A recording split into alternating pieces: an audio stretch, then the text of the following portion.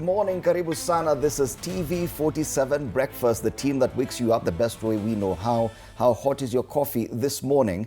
My name is Freddie Ndimuli, karibu sana. My name is Annie Odida, and tulisema nowadays it's either tea or coffee. So you don't have to take coffee kama utaki, because I don't take coffee. You just smell the coffee. Wake up and smell the coffee, by the way. Even tea. Mushaisikia kitu kama World Coffee Day. I'm sure there must be a World Coffee Day. But there's World Tea Day. There must be a World Coffee Day. Let me check. There must be a World Coffee Day. Hapo sasa. And that's right. This is the only show that works you. There's a World Coffee Day. Best way we know. Yes, International Coffee Day. It's on 1st October. Anyway, karibuni sana to TV47 Breakfast. Of course, a lot lined up for you. Days are running by so fast. Yeah. It's the 24th. 6 days to the end of June, and then we get into the second half of the year. Yeah. What? Of course, now, hiyo kwanza insignificant. Remember, financial year begins officially next week for the government and for very many organizations in the country. Even some companies, their financial year starts July 1st. Yes. So a lot will change. New contracts coming up. Pesa inaweza ongezewa. Unaweza ambiwa contract imeisha. Chunga sana. But anyway, today is also significant because it's only hours away from 25th of June. Which is a significant date for many Kenyans. Of course, given the... If you look at the headlines today, it's just about that. The tension that's growing and anxiety over what exactly will happen tomorrow on June 25th when we are marking the second anniversary of the events of June 25th, 2024, when the Gen Z protests turned chaotic and leading to so many deaths. Remember back in 2024, they were saying reject finance bill. So the finance bill was signed yesterday, 2026. I don't know if this time there's any connection to it, but it's very interesting that it was signed yesterday before June 25th. Yeah. The president keen to try and explain to Kenyans that this time round the finance bill does not increase any taxes. But it provides for other things. So I don't know what wanafikiria namna gani. Signing it yesterday was very strategic. Yes, but it's usually signed around this time, ahead of the end of the month, before the new finance. But since 2024, really, on the 24th or the 23rd unafikiria itachangia? No, it can't. It can't. Because I also feel there's some sort of silence in and around protests, you know, this year, finance bill protests. Because a lot of people, especially the Gen Zs, they're not talking about it as much as they talked about it in 2024 and 2025. Or maybe there are no protests tomorrow. Well, organizers insist and activists insist that there will be a protest march in remembrance of the victims of police brutality. No one is talking about finance bill. This time around, the discussion is not about the finance bill. I don't even know why the president felt the need to explain that this finance bill does not add taxes. The protest tomorrow or the march tomorrow is simply in remembrance of the victims of police brutality. That's according to the organizers. But meanwhile, former Deputy President Rigathi Gachagua amesema, chungeni sana. If you take part in any protest tomorrow, chances are high that they could be infiltrated by goons sponsored by, according to him, the state. I don't know how true that is. So he was telling people, actually don't go to the streets, stay at home. But see, he's on record earlier telling people that he will call for a strike on June 25th. Well, a strike maybe. If you stay at home, it's like a strike. The protest on the streets yesterday, he actually said, just stay at home, avoid going out to the streets. It reminds me later in 2024, akiambiwa, no, that is a protected area, don't go. So a lot of discussions in and around what will happen tomorrow. Of course, discussions about the finance bill as well. Big discussion after the president signed it. Those complaining that there are some provisions that would increase taxes. The president says there's nothing like that. But having signed it hours before the remembrance of those victims of rejecting the finance bill, I don't know. I don't know how it will rub people this time round. Well, they're not talking about it. I feel like they would have been talking about it because it was signed yesterday. We would have expected to see some sort of uproar or just reaction to that. Because, did they know that it was being signed yesterday? Well, maybe they knew late after. We knew that it was passed last week in Parliament, and we anticipated that it would be signed. Actually, there's some papers that were saying it would be signed as early as Monday this week. The president waited for Tuesday. But he was going to sign it either way because it was passed by Parliament. There was no opposition. Many people have not come to reject it. And once members of Parliament whether half of the House showed up or not, they still passed it. It was passed. And 162 members were in the House, 122 voted yes. That's it. Finance bill imepita sasa. Hata tutawaambia who voted no because it's now inconsequential. 40 voted no. No, but it's good to know. Kwanza kama MP wako alihepa kutoka kwa bunge ndo asipige kura. I think you should know. Yeah, we should have that list of who did not vote. Okay, fine. Whoever voted yes, whoever voted no, that's okay. At least they did their job. Yes. But if your MP stayed away from Parliament when the voting for the Finance Bill 2026 was being conducted, chunga sana. And they're the loudest, actually. People who didn't vote are the loudest. During debate, jamana ongea mpaka unadhani yeye ndio ikifika missing in action. Yeah. Shame on them, to be honest. Apo, shame on them. Yes. Anyway, other big discussions include politics. Unajua alitoa Sifuna kwa ODM. Lakini amekimbia kotini. The matter is before courts, but according to the party, they've already moved on. So tungoje, is Edwin Sifuna still the SG of ODM? I don't know if he obtained any interim orders blocking anything, but he has moved to court to appeal against that decision by the party. All right.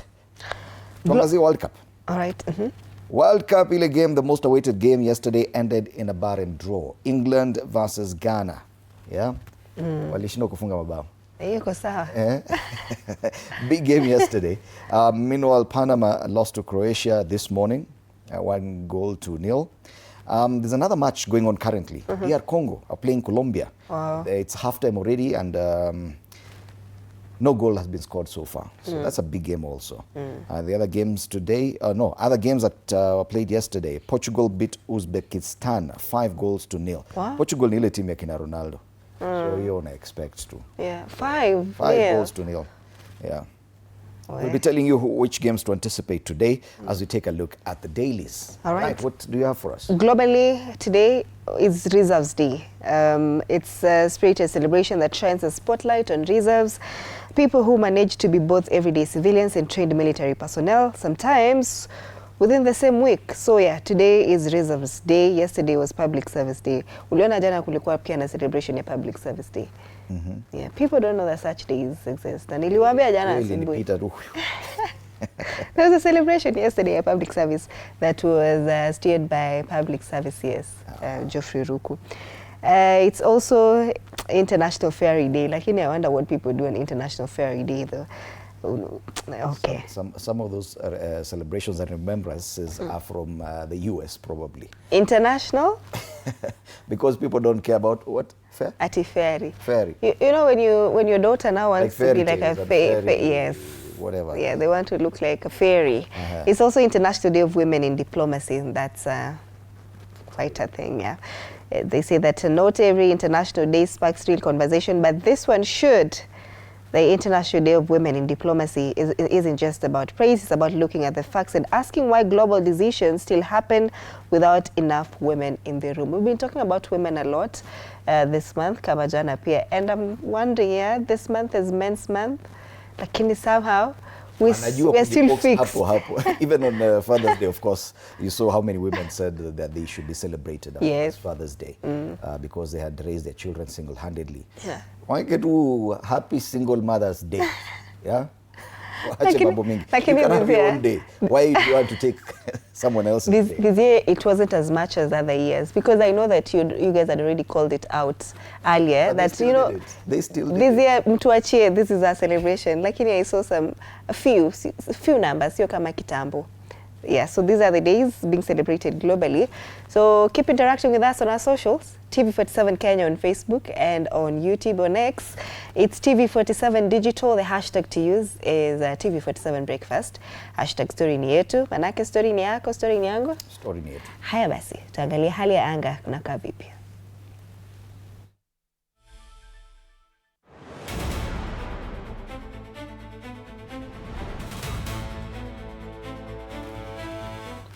All right, we start off in Lamu. It's raining this morning, highs of 26 degrees. 29 degrees are the highs expected in Lamu County today. Like Laikipia, it's a mostly sunny day. 15 degrees this morning, highs of 26 degrees. Kilifi, it's also raining. 28 degrees are the highest in Kilifi today. This morning is 24 degrees. That's as far as Lamu, Laikipia and Kilifi counties are concerned. Kajiado, it's raining. 14 degrees this morning. Highs of 22 degrees.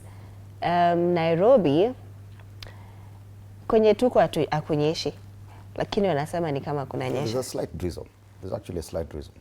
So umetoka Kiambu? Nimeenda mimi, ujui nimetoka wapi by the way. Who told you?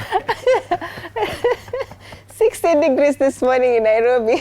Highs of 22 degrees expected in the city today, and that's the state of the weather.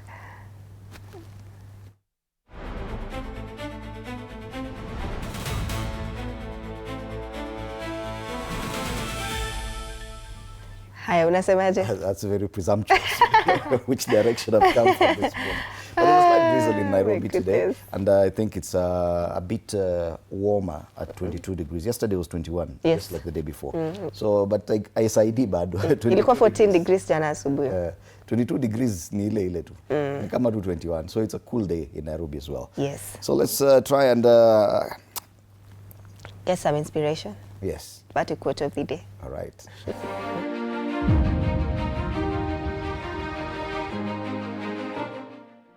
Your dreams weren't built for their comfort. Break the mold, color outside lines, and live a life that reflects your truth.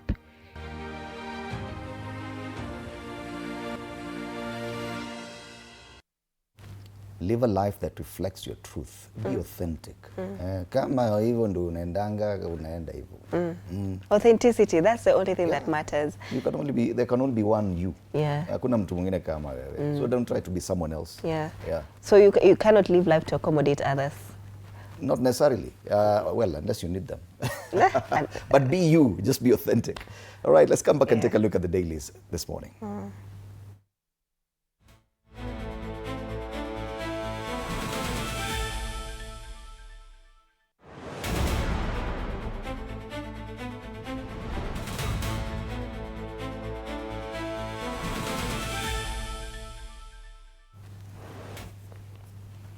At least this time they've tried, you know, they've always been having this black background for the longest. This is a standard. Protest anxiety, the main headline on the front page for the Gen Z's second anniversary. Say there's tension. As the country braces for tomorrow's anniversary, protests, fear, suspicion, and political posturing have gripped the nation. From State House to church pulpits, businesses and boda stages, anxiety is mounting over what could unfold on a day meant to honor victims of the 2024 Gen Z uprising. Even as President William Ruto's administration promises compensation for families of those killed and assures citizens of their right to protest, warnings from top security officials, claims of planned disruption, and deep mistrust among activists have heightened tensions. Yes, it is indeed true that we are not sure what will happen tomorrow.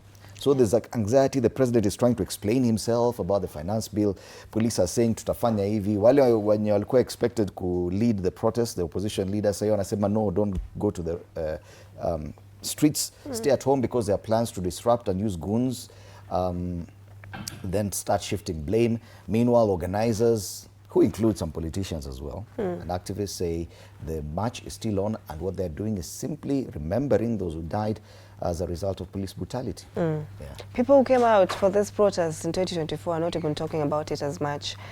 So because they saw what happened last year as well. Yeah. So we keep repeating the same thing, expecting a different outcome.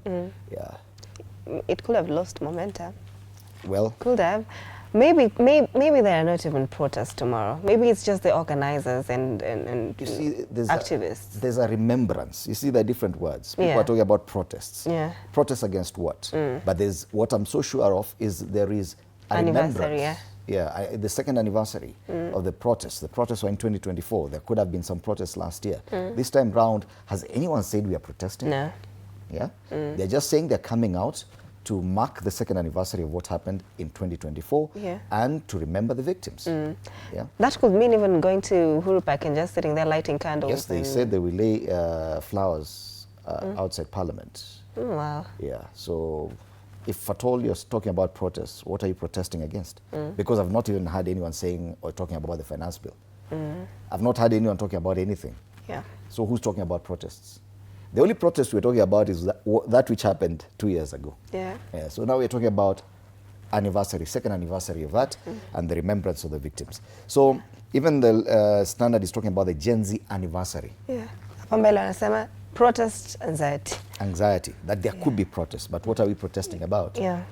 So it has been covered extensively in this paper. Nation on Edge, as Thursday Gen Z protests star anxiety across Kenya. That's on page 4. On page 5, parents concerned, page 4 still, about students on midterm break joining demos. If at all there will be demos. The church has also called for end to killings ahead of demos. Why are they talking about demos? Who are these demonstrating and why are they demonstrating? That's the issue. Are they demonstrating just to mark the anniversary or are they demonstrating against something in particular? Ruto's costly trips clash with Gen Z austerity demands. That's another story. Then Gachagua is quoted here. Stay away from riots, Gachagua tells the youth. Yeah, it's on page 6. Democracy, it's DCP, party leader. Rigathi Gachagua has urged Gen Z and other Kenyans to stay away from the planned June 25th protests. But who is organizing the protests? You know, I think we're confusing two things. If at all there'll be protests or demos tomorrow, or if the anniversary turns chaotic, that will be something new. Because so far, tujambua kuna protest. Yeah. Tumeambua kuna anniversary na remembrance. Finance bill. 2 years on, courts yet to answer crucial queries. That's on page 7. Still discussing the same. But let me take you back to page 2. Because this is a very interesting I wanted you to go back. I was coming there. Okay, you go. I know, now that you have it. This is a very interesting picture on page 2 of the Health Cabinet Secretary in the dock. Yes. Ako kotini, Milimani High Court. At he is remorseful. Duale spared jail, warned against more defiance. Yeah. So the Health CS yesterday narrowly escaped a jail sentence after the High Court accepted his apology over contempt of court. This has to do with the Ebola quarantine facility. Yes. The court had actually given an order directing that they stop any construction and they actually make the deal public. But ni kama CS alikuwa amesikika ni kama anakataa. Akaambiwa, unaambia koti unakataa. Umeshawahi kukaa jela siku kadhaa? Kuja hapa. Akakimbia kotini. I think this is the first CS we are seeing in the dock. Yes. A member of President William Ruto's cabinet. I think this is the first one we're seeing. And if at all you had told me that there would be a CS in this cabinet who's going to be in the dock at any point, I doubt I would have thought of CS Duale. Yeah. Anyone else? But maybe it's not something you can think about. He doesn't. Well, he's rude, but seeing him in the dock, that's a first. That's a first, yeah. Right. Lakini honoring court sermon first time, that's a good thing. That's a good thing. That's commendable, Honorable Duale. Yes. That's really commendable. And me, I'll clap for you today. Yeah. CS Duale for actually going to court. That's really commendable. Yeah. State moves to regulate social media ahead of the 2027 polls. This is an interpretation of that cybersecurity law that was passed and gazetted yesterday. No, the National Cybersecurity Agency that was gazetted yesterday. It's supposed to control what happens on social media, but according to this analysis on the Standard, it could regulate social media ahead of the polls. So ukienda kutumia social media vibaya, chunga sana. But that's the analysis according to that paper. On the back page, matters World Cup, things looking up for Messi. He is a third man in the FIFA World Cup history to score in 6 consecutive games. Is a record hapana mbaya. He has scored 18 goals at the World Cup. He has appeared 201 times. Yeah?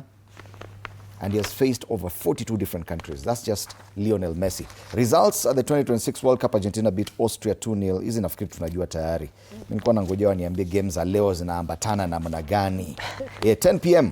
Switzerland versus Canada. I'm looking for an African team here. Even Haiti will be there. Haiti wako World Cup. Imagine. Na Kenya hamna. Haiti hata hawana serikali. South Africa naona they're facing Korea. But who's watching? Yeah. They are watching. That's the standard. They are watching to support, Kuji support. Well, we'll be watching Haiti. All right, the dailies are looking quite good. Interesting. They know our police. How do they do it? They know our policemen. All right, Tangale Daily Nation sasa. Gen Z protest divide, different scripts, they call it, that ahead of marches planned for tomorrow to commemorate the 2nd anniversary of 2024 anti-finance bill protest. Authorities have promised to provide security for families of victims during the processions, but warned of a ruthless police crackdown on illegal actions intended to disrupt public order. Meanwhile, opposition leaders claim goons were being assembled by unnamed state operatives to infiltrate the demonstrations and cause chaos, even as the clergy urge restraint. So they're saying that the demonstrations in 2024 and 2025 led to the killing of at least 50 people and dozens more injured. The quoted leaders here, CS Kipchumba Murkomen, says police will ruthlessly deal with goons who infiltrate peaceful protests tomorrow. Peaceful protests. All right. Protest again, that is what to note. Former Deputy President Rigathi Gachagua alleged the plot by state-backed goons to unleash terror on protesters in Nairobi and Mount Kenya. And then KCCB Chairman Maurice Muhatie says that Catholic bishops condemn attacks in churches by thugs and advice against chaos during the Gen Z March. And the EAK Secretary Kefa Nyandenga says the Interreligious Council of Kenya demands justice for those killed, injured, or have gone missing. So we are still talking about goons. On June 24th, you know, a president had ordered to crack down on goons just recently. I think it's this week even. And we're clearly still talking about goons. I think that's the biggest fear. Yeah. That tomorrow will just be about goons. Yeah. Yeah. Then who really is to be held accountable? That's the question. Who is sponsoring the goons for tomorrow? If you ask Rigathi Gachagua, he says it is a state. But other people are saying these are just goons who are out to take advantage, loot and destroy property. We do not know. But I think the anxiety across board is about goons, what they could do tomorrow. Yes. That's the main story on the front page of the Daily Nation. It has been captured extensively on page 4 and 5. Push for 43,000 school fees increment, 43,000 shillings school fees increment. That parents will pay more to educate their children in public senior schools if a new fee structure proposed by principals is adopted by the government. Extra county schools, that is cluster 2 and 3, could have the highest increment, with the proposal that parents pay 83,622 annually, more than double the current 40,535. Wewe ni mzazi. Mimi naelewa. But the school, I mean, we're already paying that much. There are schools that actually already increased the school fees. Initially as a parent, and I'm talking about as a parent. Yes. We were to pay 53,000 the whole year. Now we're paying about 120,000 the whole year. Ulipeleka mtoto international school. It's a public school. Some are learning in polling stations, so wako international school every. No, but now you're saying that you guys are already paying about over 100,000, yeah? So what if this 43,000 increment is approved, and then now your school approves this 43,000 increment? Yes, because you see, what is approved so far by the government for national schools, there are other schools that are paid 40,000 annually. National schools, or what was national schools, there was a different card I called C1 schools. Yes. They were paying 53,000. Yeah. So that is what was increased for quite a number of schools. It's not just the one where I'm a parent. Quite a number of schools increased it. They're saying the funding model is not sustainable. Your pesa ni kidogo sana. They're feeding these children. Mambo ni mengi. Mambo ni mengi, mambo ni machache. Yes, so anasema push for 43,000 shilling school fees increment as route of FISO Finance Act propaganda. Yeah, that's the story on page 6. The propaganda story is on page 6. On the top strip, there's a very interesting story. The single women wear wedding rings to ward off unwanted men. Unapatana na wao? Unwanted men. Is there such a caliber of men? Unwanted men. Who are unwanted? Wale watakikani. Yes. Wanaona ukimsimamisha kwa barabara kumwomba namba, anasikia kwambie wanasema what's the worst that she can say is no, lakini akwambia no, hata kichwa chako inakaa box, why are you asking for my number? You look like you can tell of someone like that. No, I'm just talking about things that I see online. You know, I spend a lot of time online. So this story is very interesting. Page 3. Hey, women put on marriage feature but still keep eyes open for Mr. Right. So kuna mtu akija atakubaliwa, hata akiwa na ring ataitoa kwanza. So, yes. Hey, I was waiting for you, aitoe. Yes. But it was to ward off unwanted men. Unwanted is what to note. Unwanted suitors. Hapo kwa unwanted. Kuamini kunaweza kuwa na unwanted men. Wako? Wow. Pale bado top strip. Sifuna weighs options as Oburu faction turns the heat in ODM, and that has been captured in page 10. That story ambayo ameenda ku appeal his ouster in court. Right. That's the Daily Nation. Huku nyuma pia wanaongelea World Cup and tulikuwa tushawaambia games. I think those two papers have covered most of the stories. I think kwa Taifa Leo wahuni Gachagua aonya Gen Z, tumezungumzia habari hii kuhusu alivyosema aliyekuwa naibu wa rais. Amesema watu wasiende kwa maandamano. Yes. Kwamba wahuni washalipwa na watakuwa pale. Gazeti la Taifa Leo. Right. Ukiangazia The Star, devolution goal in tatters as the counties splash on salaries and trips. Unajua ni fresh, independent and different. Unatafuta hapa ukurasa wa mbele masuala ya ati anxiety because of June 25th anniversary. There's nothing like that. But it has a picture of the president at State House yesterday after he signed the Finance Bill 2026 there with the parliamentary leadership. Na naona sasa ni kama wameamua atakuwa na invite Oburu Oginga, ODM leader. Atakuwa ina invite. You know, he complained that his invite for that event to compensate victims of police brutality was not done properly. Yeah. I am sure this one was done properly. It was at State House yesterday. That's a Star. Fresh, independent, different. You can grab yourself a copy of this paper for only 60 shillings. All right, Business Daily, Ruto ascends to the finance bill.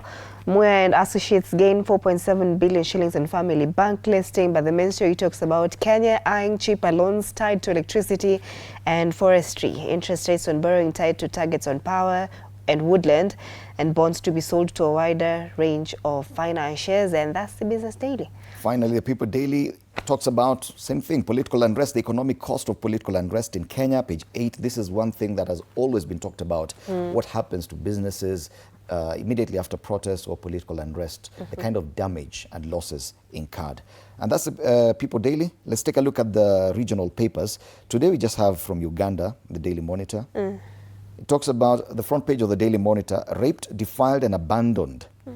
These are teenagers. Where are their fathers? They're asking. A tapestry of rising sexual abuse, poverty, social stigma and runaway fathers is prompting pregnant teenagers every week to file in dozens for abortions in Kampala. Despite counseling by health workers, some mothers throw away the newborns, starring calls for urgent government action. Teenagers were sexually assaulted. Some of them end up pregnant. And what they go through, that's the main story on the front page of the Daily Monitor.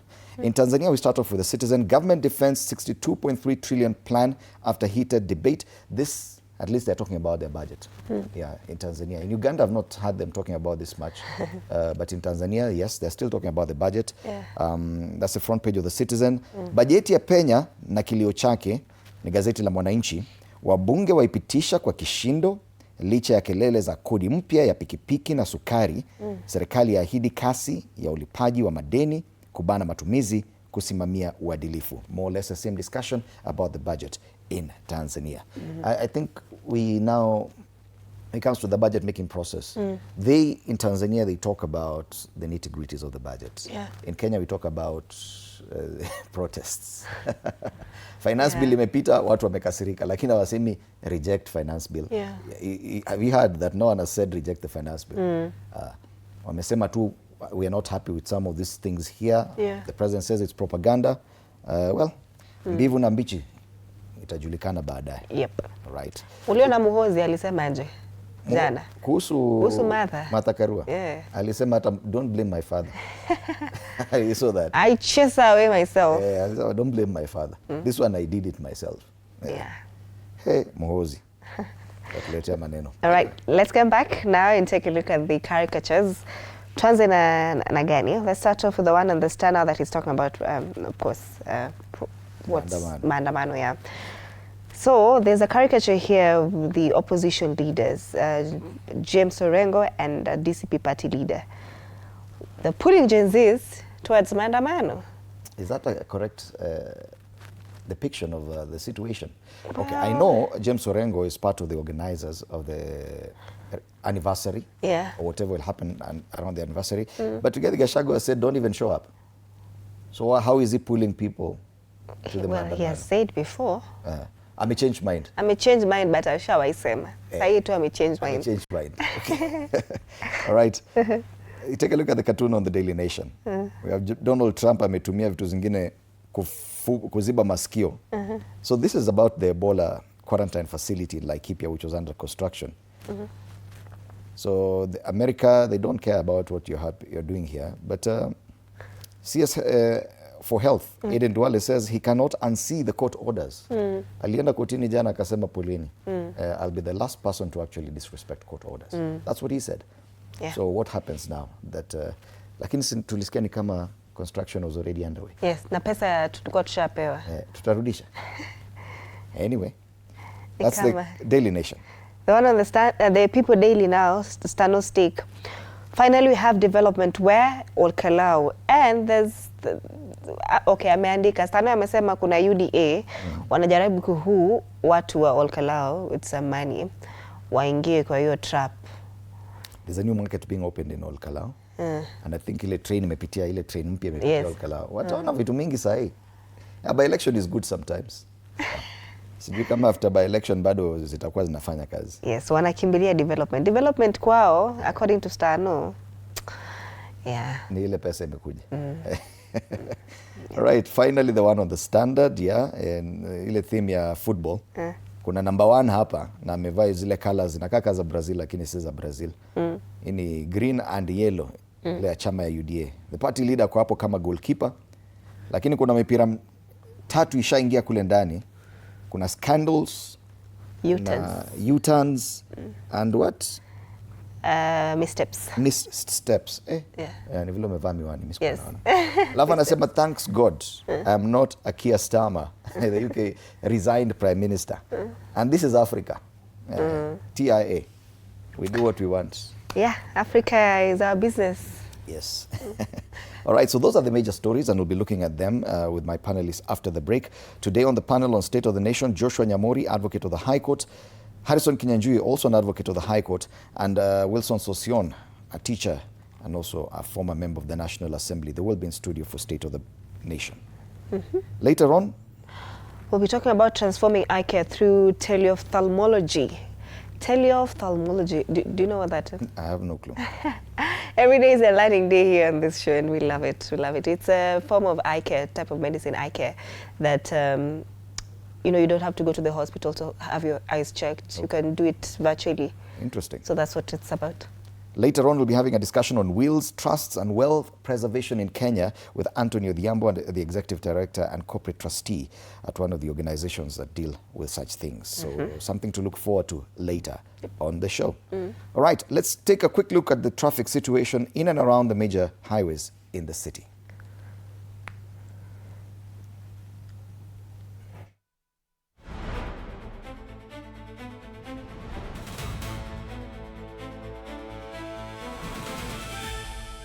All right, I'm taking a look at Thika Road already from Githurai. There's a long stretch of red all the way up to Kasarani. I think that's the only problem all the way from Ruiru on Thika Road. That's Githurai to Kasarani. Then after that, KCA University is where the traffic begins, heading towards the Pangani interchange. A bit of traffic on Kiambu Road heading towards town, pale kwa ile Muthaiga dip. On the other side of town, this is the Eastern Bypass. A lot of traffic all the way from Utawala all the way to the KQ headquarters, and a lot more traffic after that heading towards Cabanas. Outer Ring Road, not so bad. Just a bit of traffic where we get matatus trying to get people around Feather Estate. Jogoo Road, the usual culprit, Pale Makadara all the way to Mbotela. Getting into town, Haile Selassie Avenue building up around the railways roundabout and around the Landis Road roundabout as well, but not so bad this morning. Mombasa Road, nothing to report apart from a stretch pile in Next Gen Mall as you get, I think there's a people leaving the expressway at that place. But after that, it's smooth all the way into the CBD. Same situation on the opposite side of town. That's Waiyaki Way. It's clean past Nairobi School, ABC Place, all the way into the CBD. A bit of traffic on Ngong Road, Pale Prestige Plaza, and Pandele Ngine Junction Mall, not so bad today, but Prestige Plaza, it's a bit slow this morning, and a Palace City Mortuary roundabout. Those are the major highways in the city, and that's the traffic situation. Not so bad, just the usual culprits, Thika Road and the Eastern Bypass.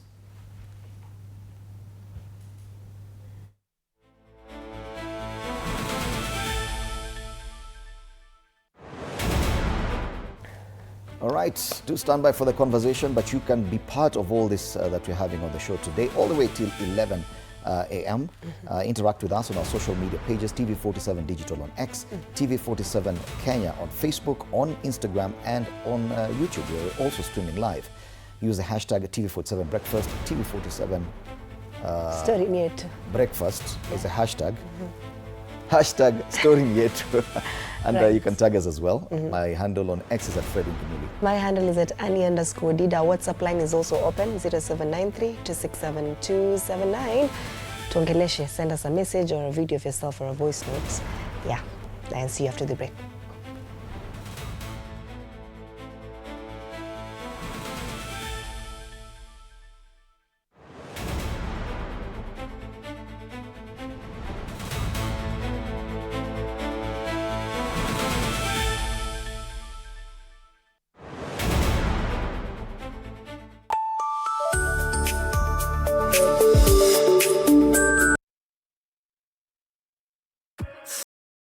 Sundays at 8:30 p.m. Good morning. You have my rent? Leo jioni kama tutakuwa tumelipa rent, nauza simu yako. Hamna pesa. I need 3 G's to make my nails today. Sasa hivi natuhusu aje? Can I order now? Do you ship? Can I get blinking ones? Mimi nilikuwa na trade. Nimewekelea kitele yangu. Kitele yangu na trade. Nikikunywa maji. Oh my God. You left me. Nitumie ni line. Uko nje kuna Wi-Fi. Why? Hi-Fi? Wait, so what do we call this dish again? I have no idea. The cucumbers are there specifically for my beauty routine. Tamulini kero umeka kwa beauty product. Na ameenda. Tunafaa tukuwe na logo yetu. Like, si ni brand already. You won't entertain divas. No. I'm not dealing with a man child. Amazing. Nishapenda hii energy. Sundays at 8:30 p.m. on TV47. Saturday at 8:30 p.m. My father used to tell me that our hotel is the home for travelers. I guess I forgot that. Recently, it's been more of a mirror of my own ambition. Booyah! We might fail. We will probably fail, but not for a lack of trying. So for the last time, and the first time, welcome to Connect In, the best experience in Eastern Central Africa and its environs. Saturday at 8:30 p.m. on TV47. Wednesdays at 8:30 p.m. This is a very serious place. I see that. Surely. Hey, Nyumba. This is the place. Just for a few days. Rule number 2. Kwani Google inajua maisha yangu wewe? That's my seat. It's a chair. It was hers. You're new here? Yes. You learned the rhythm. This place is run by structure. Structure. It is a system. Ni venye tu ni system haisikizi. And what happens if something you haven't chosen enters your day? I remove it. That's not always going to be possible here. Then you are going to have a problem. Noted. What are you planning? To escape from a resort? This is not a resort, my friend. This is a storage. Wednesdays at 8:30 p.m. on TV47.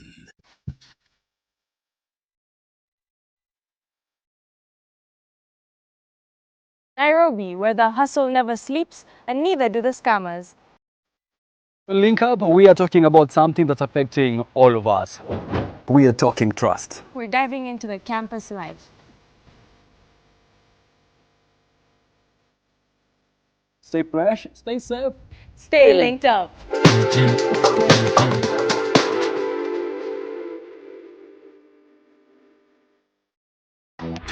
My father used to tell me that our hotel is the home for travelers. I guess I forgot that. Recently, it's been more of a mirror of my own ambition. Ooh, yeah. We might fail. We will probably fail, but not for a lack of trying. So for the last time, and the first time, welcome to Connect In, the best experience in Eastern Central Africa and its environment.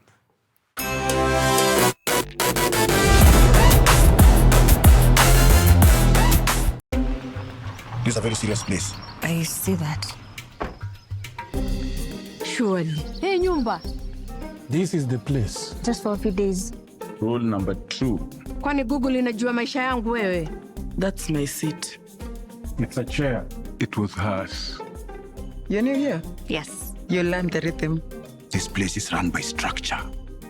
Structure. It is a system. Ni venye tu ni system haisikizi. And what happens if something you haven't chosen enters your day?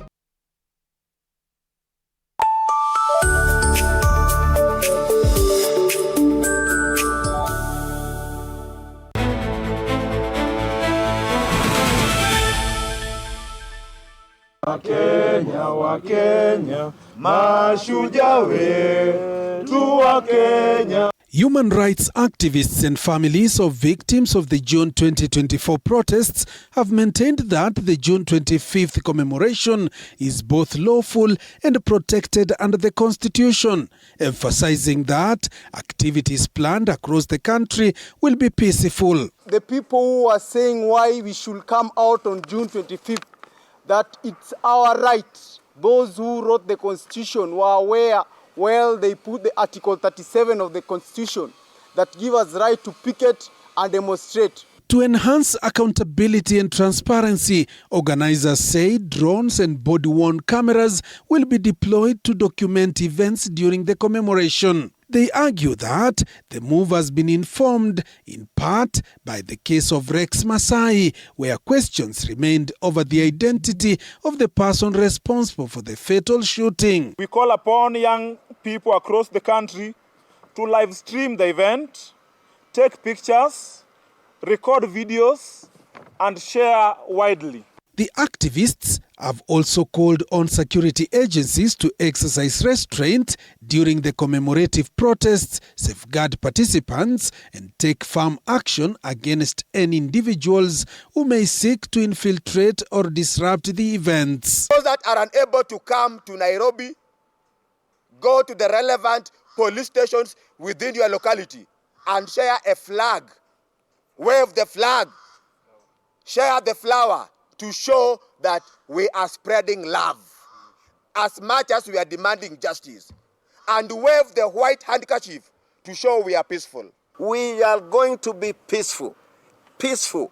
We ask for restraint from the members of the police force and the government as all.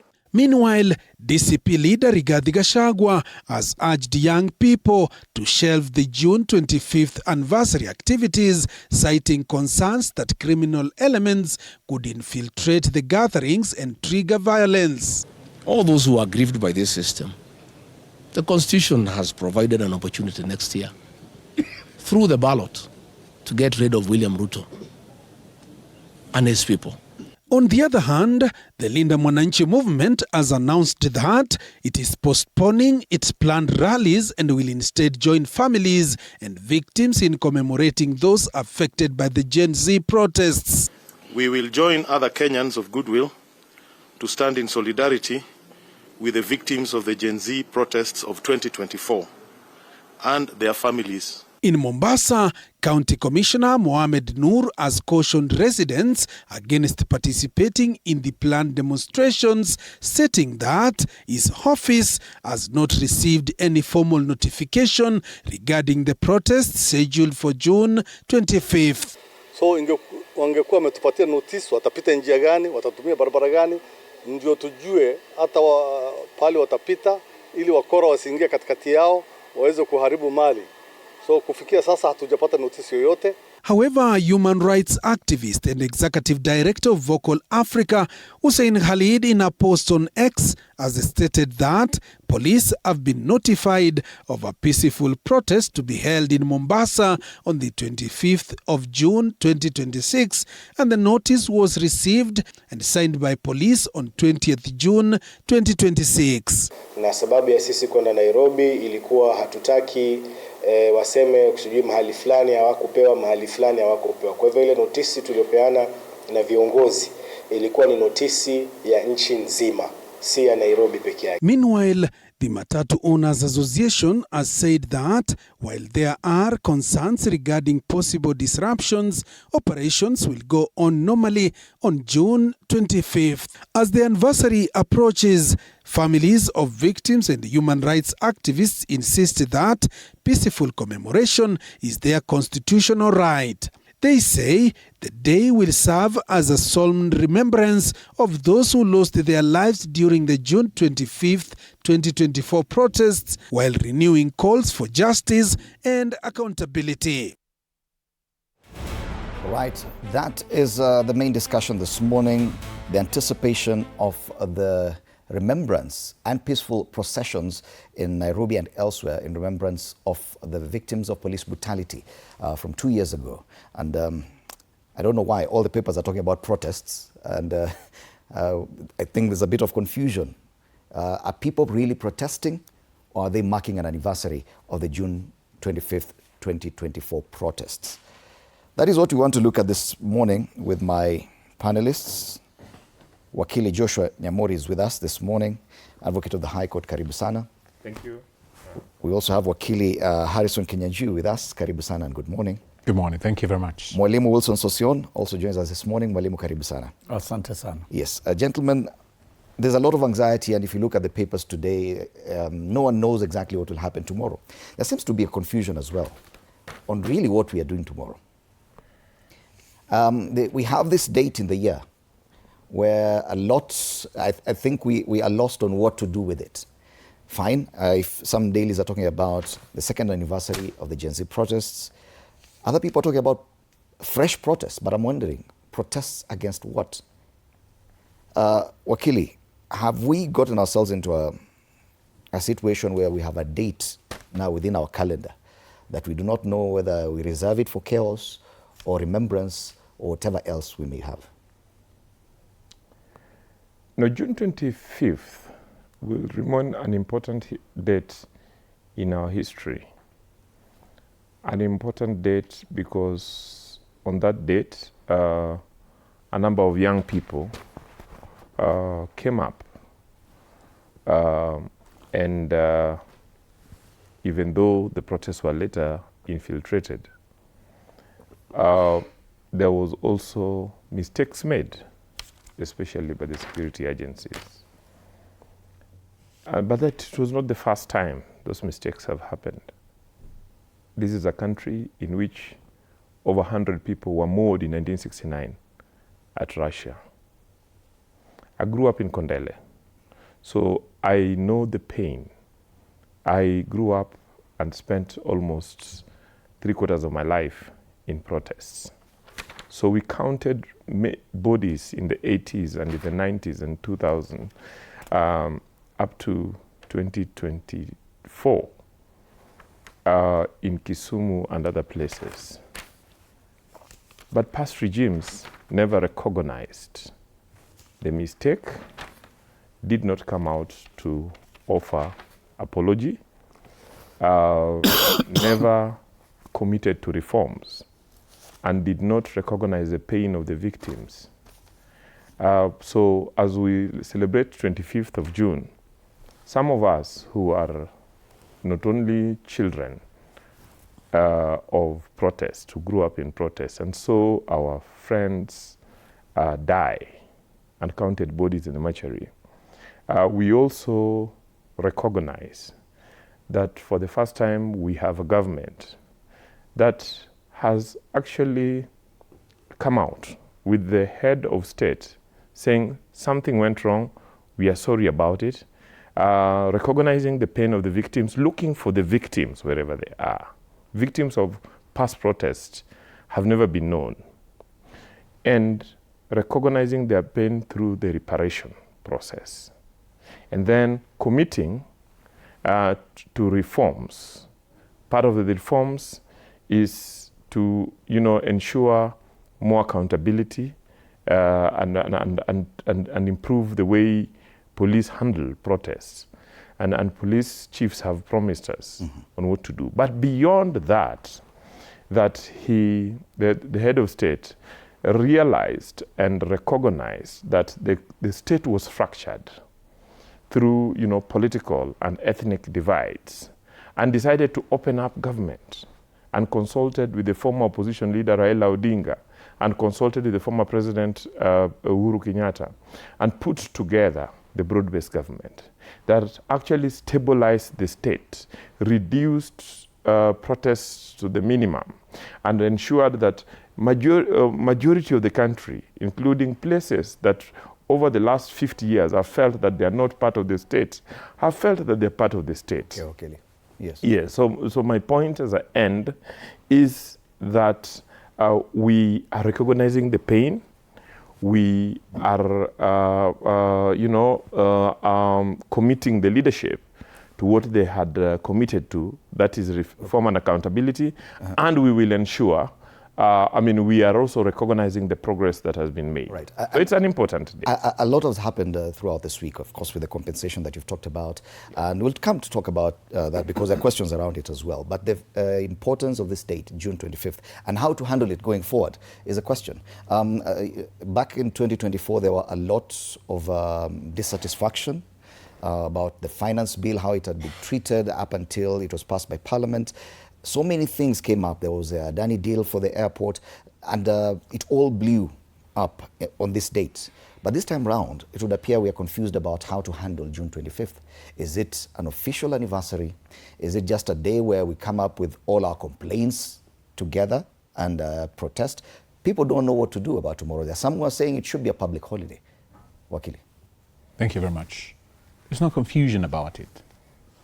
This is a government that does not even have the temerity to admit its wrongs, and that it owes a duty to the Kenyan people to serve them, not to lord over them. What we are seeing is a government that is afraid of its own people, they who it's supposed to be serving. What does Article 37 of the Constitution say? Every person has a right, peaceably and unarmed, to assemble, picket, demonstrate. Now, you find a government that is so afraid of the right of its own people to assemble. Now, the only preconditions the Constitution places on that, the exercise of that right, is that you have to be peaceable and you have to be unarmed. So if those two conditions are met, then under the Public Order Act, Section 5 to be specific, you then notify the police that we will be making a procession to an assembly point at or towards or to Kitengela.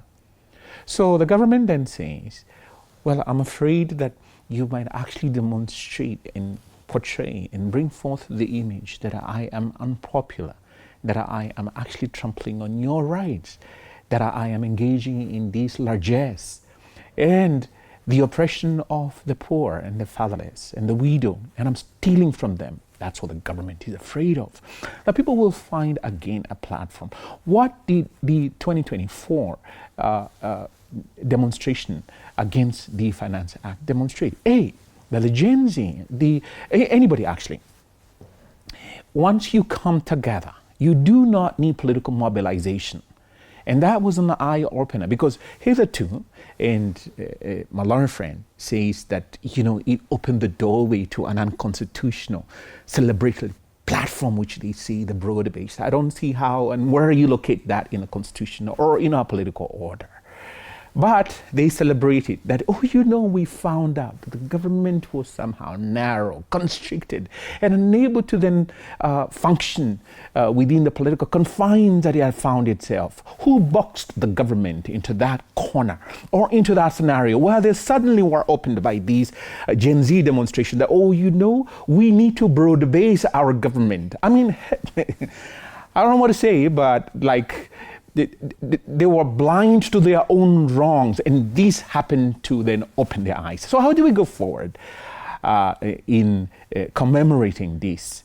A, the government is wholly and totally wrong to compensate the faceless, the unknown victims of these demonstrations. We are not seeing the list, and they are saying, they who are the actual victims, that we're afraid that there are some ghost persons who will resurface and show up and receive compensation, because there's a penchant by this government to this opacity. The opaque way of dealing things and dealing with the Kenyan people is so recalcitrant. It keeps on coming back and forth. So what if I were, a buff in this government, and God forbid, and, spare me that misery, I would be telling the president and they who are his political advisor, hey, look, let's give these people their space. You know what?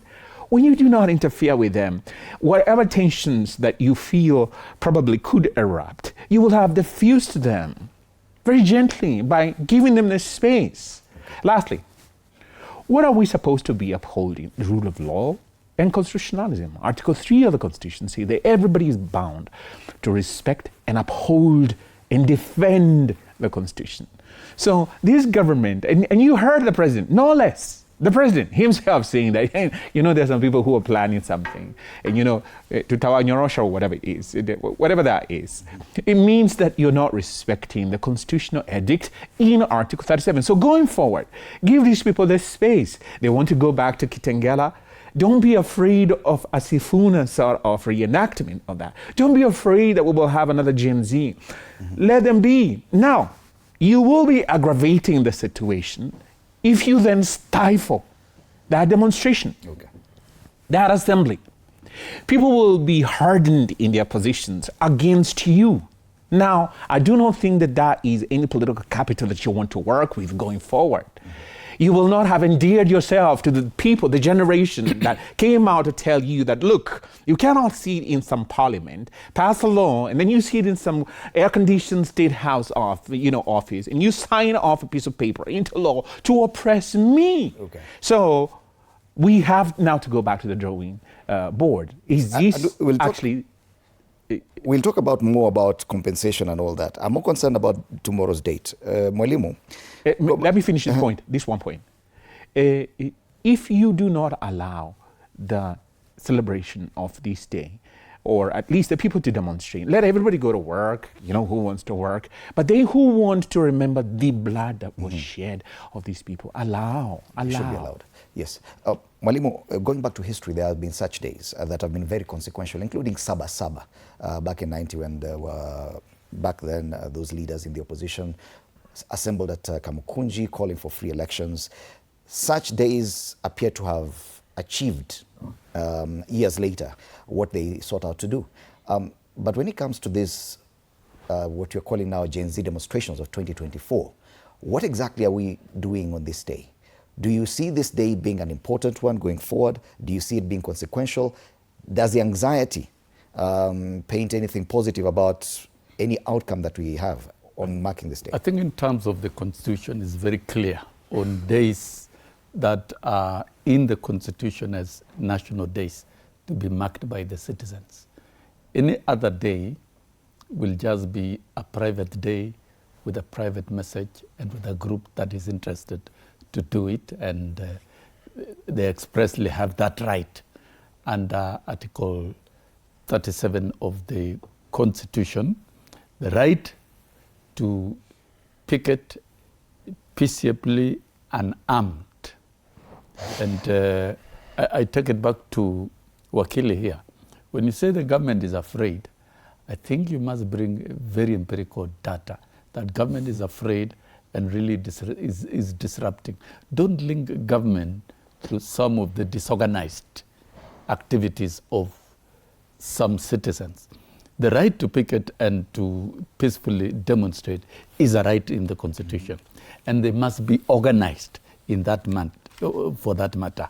I'm saying that, Fred, because I've done it more than 4 times. I've paralyzed the country and had my team engage in activities which were very peaceful. Nobody lost life, no property was affected. But when we get back to the activities of June 25th, 2024, when you talk of burning buildings, because we saw the burning of the Supreme Court, were those really peaceful demonstrators? If you are using fire to invade and burn the Supreme Court, to burn the governor's office in Nairobi, and invade parliament, break into parliament, invade parliament, destroy property. And I think the government is very clear about it, and the CS Interior stated it very clear, that we have no problem with those who want to demonstrate peacefully, and you notify the police where you are going to meet and where you are going to present your petition. It is clear we don't need that conversation, and nobody is going to be stopped from doing that as long as you notify the police. And government cannot stop that. That's not the business of government. But where we see wanton destruction of property, violence, and killings. Do you anticipate that tomorrow? Yes, in terms of security. No, in terms of security alert, we've seen it. Do you know why, Fred? And Senior Counsel here should be able to tell us, okay, right to peacefully is there. There will be those who will intend to demonstrate peacefully. What do we do with these ones who are engaging in violence? How about looting property? How about the banning state-sponsored goons? That goonism, so as to taint the innocent. When you make an allegation that there is state-sponsored, you must prove, because I think that is a flying statement. It is very easy to push accusations toward the corner of government. June 25th, we do expect violence and chaos, not a simple remembrance of the victims of the protests back in 2024. June 25th has been hijacked for advancing some political message by those who are politically bitter, using violence. That is a fact. And the country has witnessed this. We have witnessed. And therefore, for tomorrow, it would be good for the country to see peaceful demonstrations with no violence. Okay. And nobody is going to stop anybody from that. Yes, let's listen to what former Deputy President said about what he anticipates tomorrow. I spoke yesterday, Rigathi Gachagua. This is what he had to say.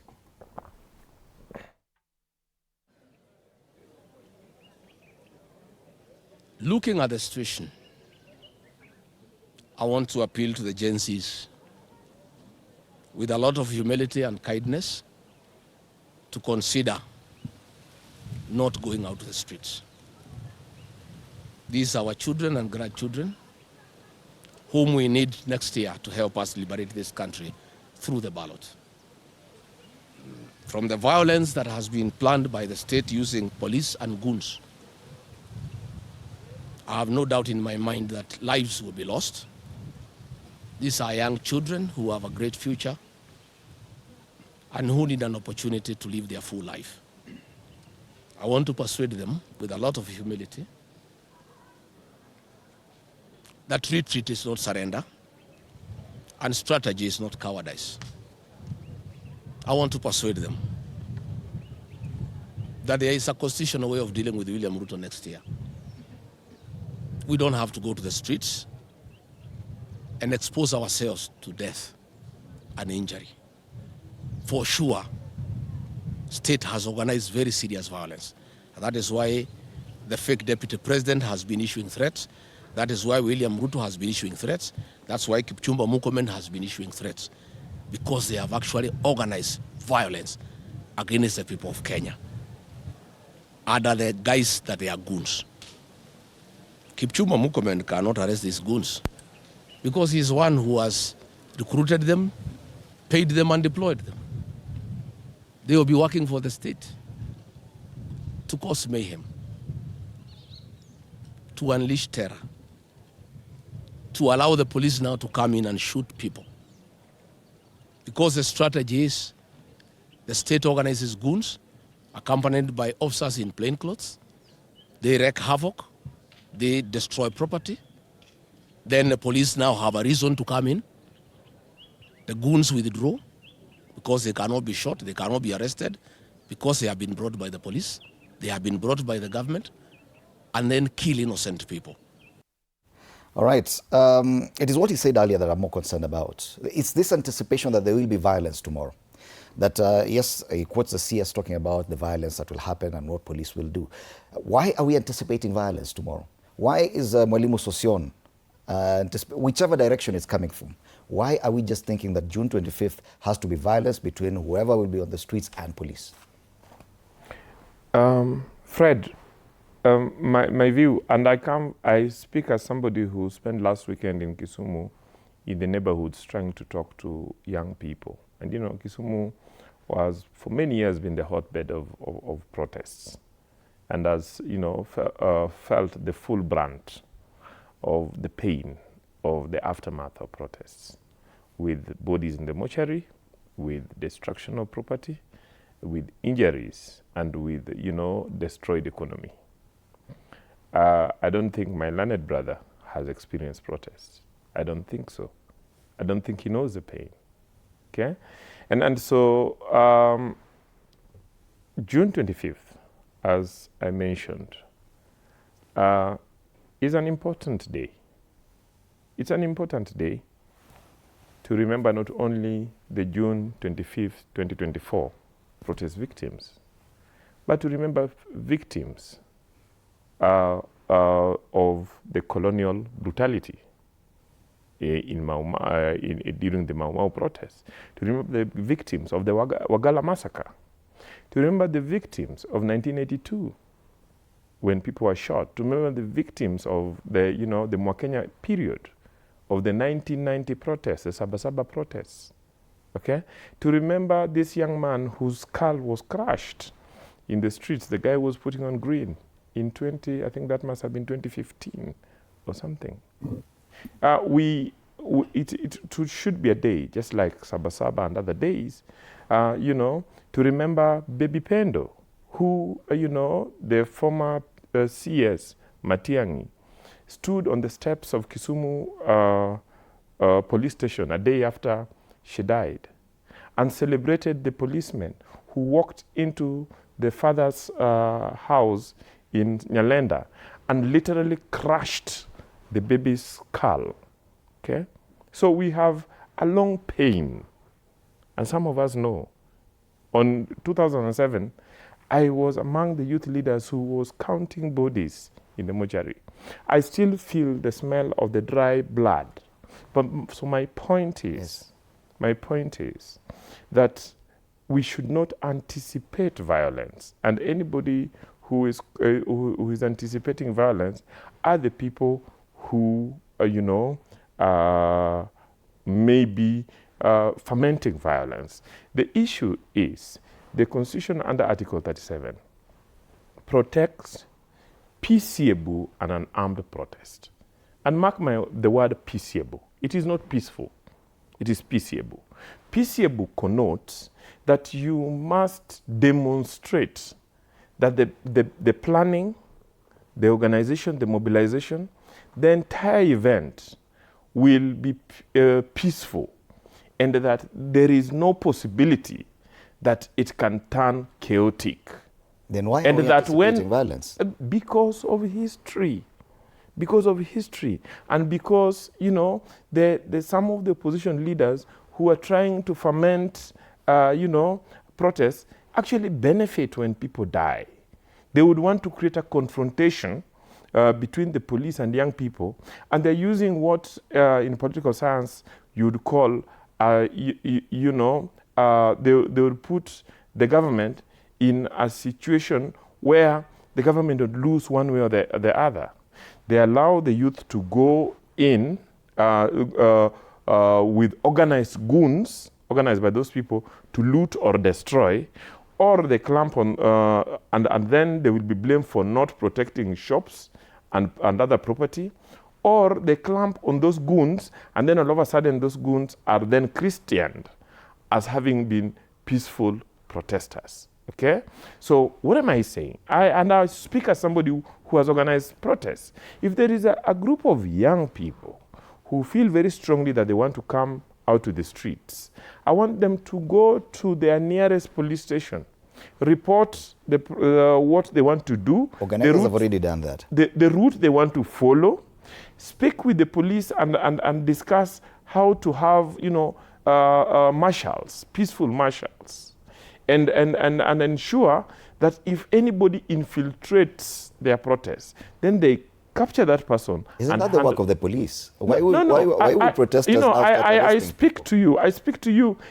Fred, you have never been in the streets. You discuss streets in the studio. So listen to me. I'm a veteran. I'm a veteran of the streets, and I know that when you organize a demonstration, and you organize your people and participate in actually preventing infiltrators, then you will have a peaceful, successful, and protest in which there will be no injuries.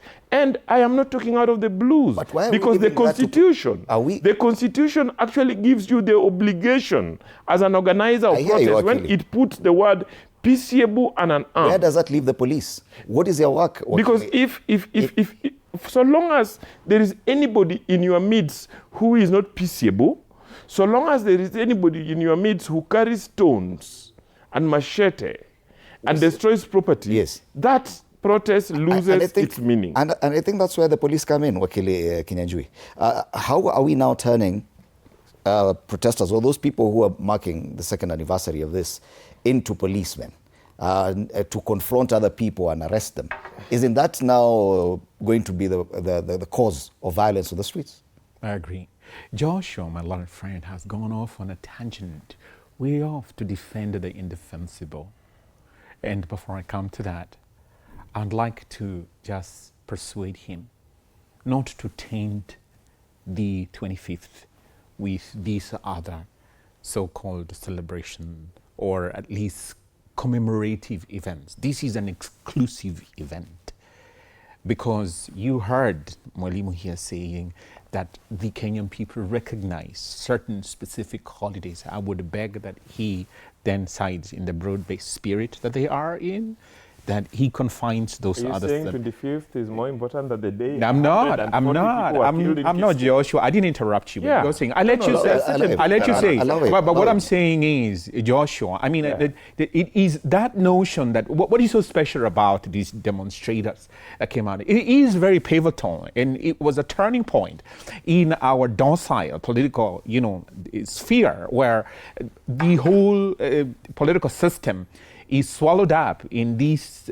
dogma of this demigod of one person, sort of like paying obeisance to that person. And therefore, when the Gen Z demonstration came up against this finance bill, it was very pointed, very specific, and questioning even the very framework of the legislation that then governs us as a people, and probably projecting forward not just the Finance Act, but now coming back to the issue. Let us recognize that Kenyans are not that dumb. They're not that quote unquote stupid to say, okay, we are going to act blind to the government's apprehension of being overrun by the Kenyan people who are disaffected, unhappy, and totally disillusioned with the policies, and therefore they come out. Beneath the surface, there is this simmering anger all over, spread. Even he has said he went to Kisumu, and he saw, and he talked about Kisumu being a hotbed of demonstrations and so on and so forth. I believe that he saw, if he felt the pulse of the people, he must have seen that indeed there is a majority that is disaffected, not with the political system, but with the entire government structure. Now, what can you, as an organizer, let me use the All Saints example, as an organizer of a very peaceable meeting, even in-house, for instance. And I'm going to use that typical example of the post-finance bill debate at the All Saints Cathedral. And he says that as long as there is a tinge of any lack of, peaceableness, then of course you step outside the bounds of Article 37, and the police are therefore entitled to come and dismantle the meeting and disband whatever it is that you are organizing about. Now, if we followed our argument, which is a dead end with respect argument in my view, you find that the state now, using its sponsored goons who are on its payroll because they want to stifle the freedom of speech, they want to stifle your political freedoms and the space within which you can express yourself because they're afraid of losing the grip on power, then they will come and send those goons. And then by means now of that disruption, the police then come and say that we have then to disband this meeting. It's no longer justifiable. So for you as an organizer, what can you do then to stop that when it is within the domain of the police to know that, look, we're seeing motorbikes congregate at that All Saints area. And of course, they must have been told, because then the role of the police in any demonstration under the Public Order Act isn't to provide the security for you, because you've notified them that from point A to point B we will be marching to the assembly point, and this will be the assembly point. For instance, you're going to present a petition to Parliament, to the President, and tell him we don't like your lies or we don't like your policies, so we will be marching, for instance, to Harambee House. But the moment that this government hears that we'll be marching to Harambee House to tell you and inform you that we are unhappy with your policies, we are unhappy with your governance, we're unhappy with the manner in which you spend our taxes, we are unhappy about you going to a G7 meeting and going to negotiate things that you never tell us, we're coming to then present a petition for you. The moment they hear that, that is our assembly point. The police are supposed to be there to ensure that there's no disruption. Yes. But following the argument that my learned friend is positing, tremendous respect to him, it means that there's a justification now of the police to even cover up for those goons, because then you're all banded up together. That you, the peaceable demonstrator, or the peaceable picketer, or the peaceable organizer of the meeting, is conjoined, hip and joined, with these goons, which is not the case. The camouflage that is offered by the police for this goonism to go on and disrupt the exercise of a constitutional right is wholly and totally unacceptable, and every Kenyan ought to reject it. Going forward, and let me finish by saying this, I think the Kenyan people ought to audit the, His Excellency Gachagua has said, the illegally ousted former deputy president has said, that look, there's a constitutional manner in which the ouster of the current regime is envisaged. And there should be an audit that, look, during this period, the ante-period, before we came to the election period, this is how you are disrupting our meetings. Right. This is how you're violating our constitutional right. And then you have to have the consequential effects of that. All right. I'm more concerned about what kind of action police should take tomorrow. Is their role now simply to disrupt matches or congregation, people who congregate for any purpose, or should they be active in ensuring that everything that protesters do remains peaceful by differentiating between normal protesters and goons and taking action? Or do you agree with Wakili Nyamori that police are just supposed to... I wish your question really comes from the corner of common order and constitutional order, because it looks like we want a state that is disorderly, a laissez-faire type. You're free to do whatever you want. And with much respect to lawyer Kenyanjui here, he's unable to convince us on how to create a lot of order in this particular day and exercise the constitutional provisions of Article 37. For example, number one, who are the leaders of whoever will be demonstrating tomorrow? Have they declared themselves to the police, and even in writing and organize their groups? Have they done that? Yes, they have. We are not sure. Yes, they did. We're not sure. They did earlier this week. No, do we know the leaders? Yes, it's something, it's recorded. Where? And it's in the public domain.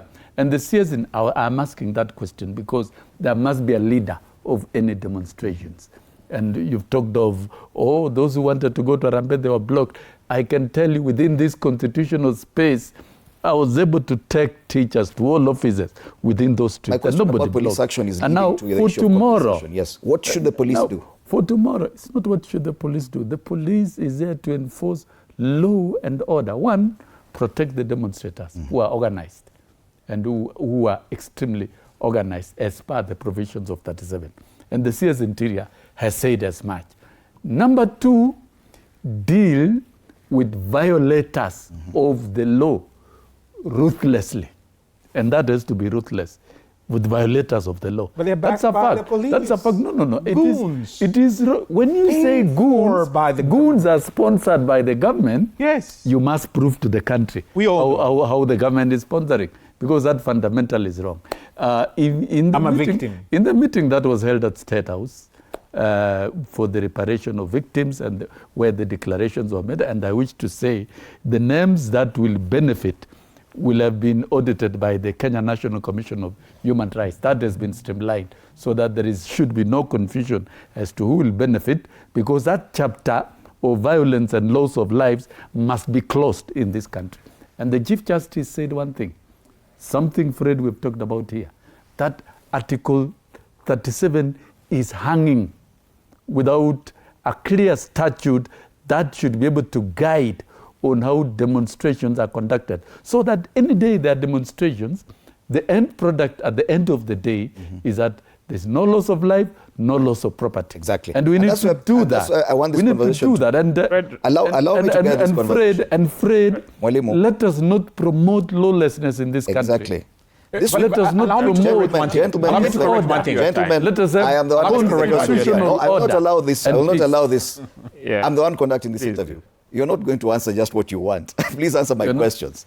The question now is about police conduct. And we've seen the compensation launched by the president.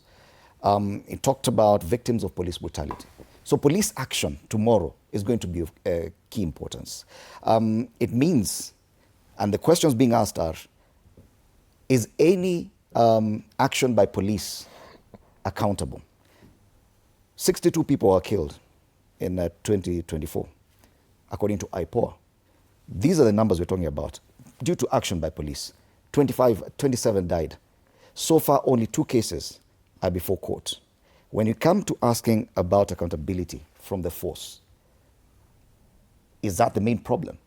That police can continue doing whatever they want tomorrow, kill more people, and will not be held to account?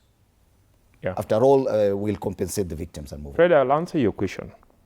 But I refuse to allow you to box me into 2024 because I have witnessed police brutality since I was born in 1975. And I have been a victim. I have seen my fellow young people when I was young die. I have counted bodies in the streets. I have counted bodies. I have dealt with the victims and families of victims. Then you should be concerned about accountability as well. And that's why I talk about this with a lot of passion. And my point is that we have to put an end to this. And as I mentioned, that Article 37 gives the police a responsibility and an obligation to respect, protect, and uphold the rights of Kenyans to peaceably and unarmed protests. Okay? It does not, the question is, how would the police do that? The police need to recognize and identify and work with protesters to ensure that the right of those protesters is protected. Okay? How will the police do that?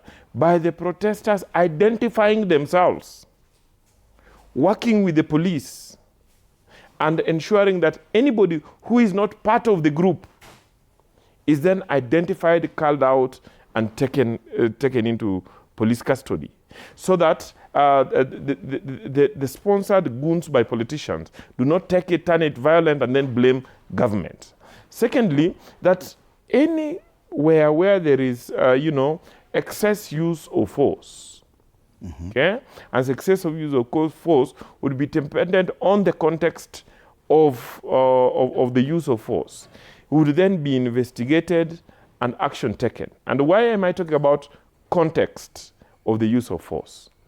Because I think it would be wrong to tell our children that it is secure to get into a crowd that is mixed with goons, who will, stone cars, who will, light bonfires, who will loot shops, who will breach parliament and breach police stations, and then that they will walk back home safely. It doesn't happen that way. Earlier you mentioned that there were mistakes made. Allow me to finish. You'll finish. Earlier you mentioned that there were mistakes made. Yes. Were there mistakes made by police? There have been mistakes made by police in many of these protests. I'm asking about these two cases last year and there were definitely mistakes. Are you satisfied with the level to which some of these have been called to account? I am satisfied that the chief executive officer of the country, that is President William Ruto, has come out and recognized that there were certain mistakes, okay? Has looked for the victims, has recognized their pain, has then directed the institutions that we must put a stop to this. And how did he do it? He simply did, it's not just about identifying a police officer and punishing. We have done that. It is about institutional reforms.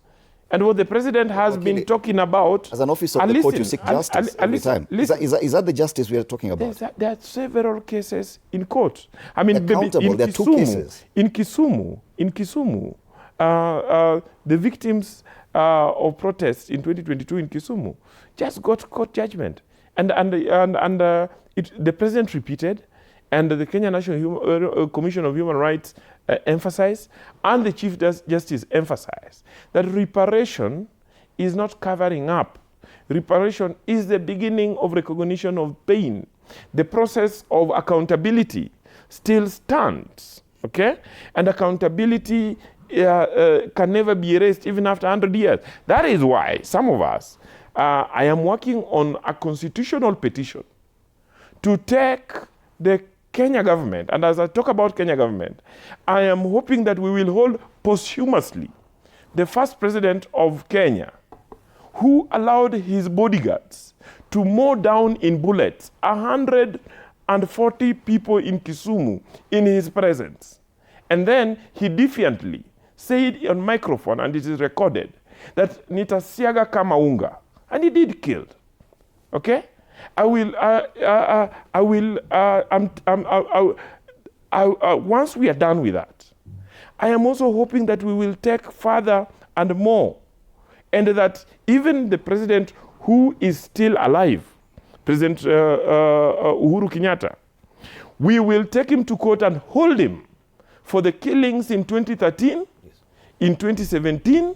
Will you do the same for these ones? Yes, for 2024 and 2025? At least President William Ruto has come out and recognized. If President Uhuru Kenyatta is to come out and recognize that my government made a mistake, yes, and that and that I join the current president, that we must find victims not only for 2024 victims, but also for victims that my government killed in Kisumu. I think we're still going back to politicians. My question is about police. My question is about police and the police action we anticipate tomorrow. And police, I have talked about accountability for the police, exactly, not just the politicians. And accountability would be carried out in a reformed institutional framework. So what we need to be pushing is a reformed institutional framework. And I've said, and I know I've said it here before. At one point I met, she was then PPO. She later became the deputy IG, Mrs. Kaindi. And I was protesting about killings of young people in Kisumu and police raids. And you know what she told me? She told me, Mr. Nyamori, I agree with you. But unfortunately, what you are telling me is not what these officers are trained at Kiganjo. So it is important that we reform the entire institution, including training, okay? And then including the standing orders to ensure that the policeman who is trained from Kiganjo, comes out to know the responsibility and the space he has under Article 37. Aren't we letting off the police a bit too easily? That's the question now. It's not. Without going back to politicians, because we're shifting blame from this politician to the other.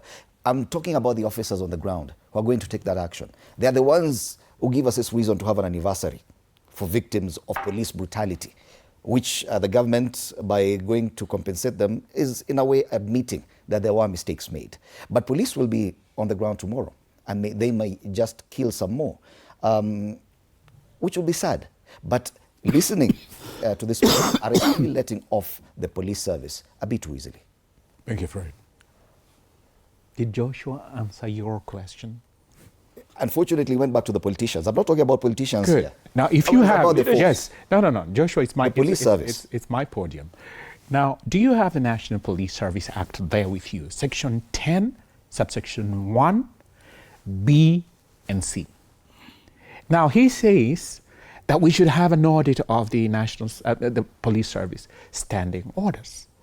But let me correct him with tremendous respect. If you look at the National Police Service Act, section 10, subsection 1B, who is supposed to do the audit of any police operation? Who is vested with that power by the Kenyan people through national legislation to audit any such operation? Is the Inspector General. What does it say? Functions and powers of the Inspector General. Good. Audit of police operations. Audit of police operation. But what does subsection C say? The person responsible for any police operation, it says that. Coordinate all of police operations. Coordinate all police. So if any shooting did happen, the buck stops with? The Inspector General. Absolutely. So what I was expecting from him, and I never got, was an audit. That look, the June 25th, 2024, Kenyan people, this is the report of the audit that I did. You have 62 deaths, and it emanates death number 1, death number 2, all the way down to that place, this place, and the other. The victim is so-and-so, and I've done the audit. He never did the audit. He has failed the Kenyan people who vested that power in him. Now we're seeing tomorrow a certain politician seated in some air-conditioned office saying that, look, tomorrow don't show up because A, B, and C, and D is likely to happen. And the CS in charge of that portfolio says that, oh, you dare step out there with your goonism or whatever. Hello. It is not the role of the CS, Interior, or any other place to coordinate the police in such an operation. I mean, the law is very clear. And so we have an Inspector General, in my view, who has ceded the power that the Kenyan people have given to him to politicians. So accountability can only arise if people like him take up the power that is vested in them and stop being cowed by the executive. That the executive says that we should have no demonstration on 25th. Says who? Says who? So if he is supposed to coordinate, and you have informed him that we are going to have a picketing or we'll have a demonstration from point A to point B, and we'll assemble at point C, he is the one responsible if goons show up. So he should take responsibility, and I'd have been happier if Joshua, in filing the petition that he has spoken about, was going to make the primary respondent there as the Inspector General of Police, but not saying that, the president at such and such a period says this and that. Lastly, there is no way, in my humble view, based on that contextual legal basis of the responsibility of the Inspector General, that you can have police officers escorting or overseeing goons, actually armed, go and attack innocent civilians. He should be held responsible. Okay. And this idea that the government then has, in this sort of angelic magnanimity, say that, look, everybody who got injured or otherwise hurt, we will pay you 50,000 or 2.5 million. That's sheer nonsense. And we should have those cases taken to court, and the court assesses. This is the victim. Thank you. And that's a victim. They compensate. It is Mwalimu's turn. Mwalimu Sosion, when it comes to compensation, yes, they say the victims are identified by KNCHR. Of course, there are calls to make the list public. We're still waiting for that. That is on one side. But the other problem is, many people are saying, okay, fine, justice needs to be done as well. It's not simply compensating people. If at all in the two instances we're talking about, police who have been found culpable, hence the admission by the state that there needs to be compensation, are not taken through the judiciary, the courts of law, would it be enough going forward for them to continue with their acts, shooting people, and the government will compensate? I'm afraid you portray the police as if they walk out in the morning with their guns, are trigger happy to kill anybody in the streets. And none of us here is a career police officer trained in how to enforce the law and deal with them. None of us. And the moment you bring violence to the country, you definitely will meet with the police. I think what the country intends to do is to bring a closure to the ugly chapters of violence and loss of lives. And I would like to correct you. You cannot say police brutality.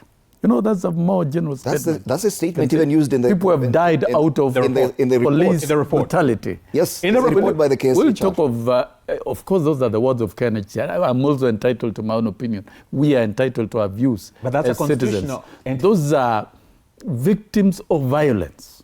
These are victims of violence, and that the violence. If you quote the report that was handed over to the president, the compensation is going directly to victims of police brutality. Those are the wordings there.